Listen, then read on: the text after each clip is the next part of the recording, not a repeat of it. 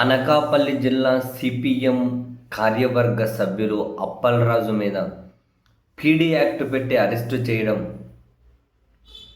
And ఈ పరిణామాన్ని CPM తీవ్ర స్థాయిలో ఖండించుకుంటూ పెద్ద ఎత్తున వాళ్ళు ఆందోళనలు చేస్తూ ఉన్నారు, నిరసన కార్యక్రమాలు చేస్తూ ఉన్నారు. సో వాళ్ళ కుటుంబాన్ని పరామర్శించిన తర్వాత సిపిఎం స్టేట్ సెక్రటరీ శ్రీనివాసరావు గారు చంద్రబాబు నాయుడు గారిని, వాళ్ళ ప్రభుత్వాన్ని ఉద్దేశించి చాలా తీవ్రమైనటువంటి విమర్శలే చేశారు. తీవ్రంగా విరుచుకుపడ్డారు ఆయన.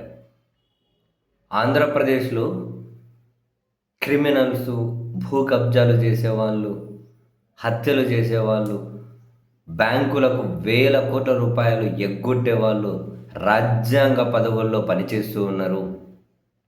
కానీ ప్రజా సమస్యల మీద ఫైట్ చేసిన అటువంటి వాళ్ళను మాత్రం జైలుకు పంపిస్తూ ఉన్నారు.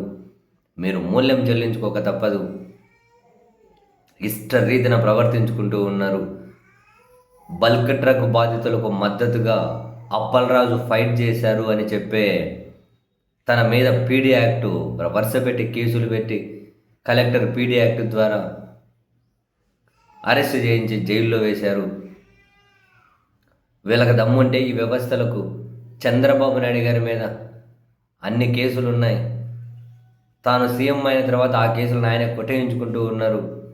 మరి ఇప్పుడు చంద్రబాబు నాయుడు గారిని అరెస్ట్ చేసే దమ్ముందా? ప్రజా సమస్యల మీద ఫైట్ చేసే వాళ్ళని మాత్రం జైలుకు పంపుతారా?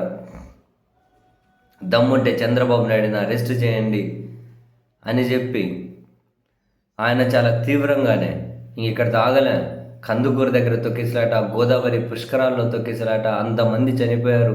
మరి వీటన్నిటికీ చంద్రబాబును బాధ్యుని చేయండి, బాధ్యుని చేసి అరెస్ట్ చేయండి మరి అని చెప్పి చంద్రబాబు నాయుడు గారిలాగా గంటకు లక్షల రూపాయలు డబ్బులు ఇచ్చి న్యాయవాదులను పెట్టుకునే స్తోమత లేదనే కదా ఇలా ఇష్టరీతిన పీడీ యాక్టులు పెట్టి అరెస్టులు చేస్తూ ఉన్నారు. ప్రజా సమస్యల మీద ఫైట్ చేసేవారిని అరెస్ట్ చేస్తూ ఉన్నారు. టైం ఎప్పుడు ఒకేలా ఉండదు. మీరు మూల్యం చెల్లించుకునే రోజు ఖచ్చితంగా వస్తుంది. మేము మా ప్రజా పోరాటాలు కొనసాగిస్తాం. మేము ప్రజా న్యాయవాదుల ద్వారా ఫైట్ చేస్తాము అని వాళ్ళు మొత్తం మీద అనకాపల్లి జిల్లా సిపిఎం కార్యవర్గ సభ్యులు అప్పలరాజును అరెస్ట్ చేయడం మీద చాలా తీవ్రంగానే విరుచుకుపడుతూ ఉన్నారు.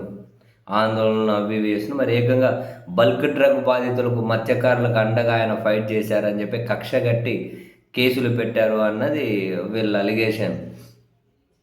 ఏమో ఇప్పుడు జనరల్గా పోలీసులు కేసులు, పోలీసులు అరెస్టులు అంటే అన్ని రాజకీయ కోణంలోనే చూస్తున్నారు జనం. వాళ్ళు నిజంగా ఏదైనా కనుక అరెస్ట్ చేసే పరిస్థితి వచ్చినా అది జనం నమ్మే పరిస్థితి కూడా లేదు. సో అట్లా అయిపోయినాయి వ్యవస్థలు కూడా.